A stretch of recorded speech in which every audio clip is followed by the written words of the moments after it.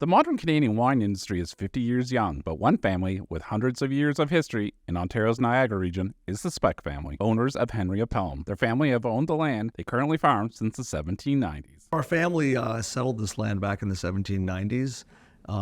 My first ancestor to Canada was half Iroquois, half Pennsylvania Dutch Mennonite, and they fought with the British during the American Revolutionary War, and as a loyalist settled on our property. Henry was the first person to plant vineyards in the 1850s.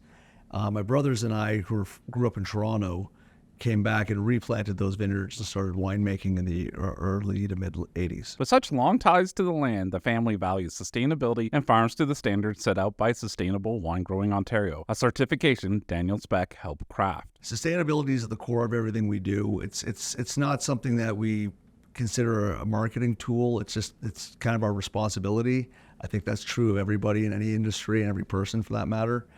We've been actively involved in developing the sustainability standards for our industry since, got to be 2003, Sustainable Winemaking Ontario. And the standards, it's quite a complex conversation. There's a lot of layers to it.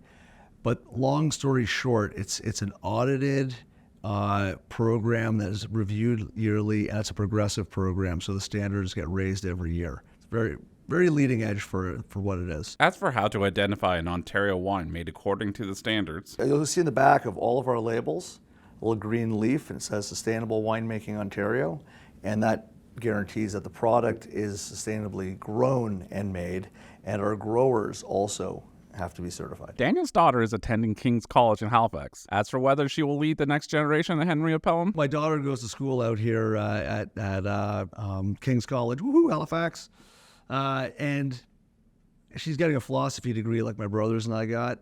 And so if that leads to wine, I guess we're lucky. in Nova Scotia, look for Pelham wines, including their signature Bac Noir at Harvest Wine and Spirits.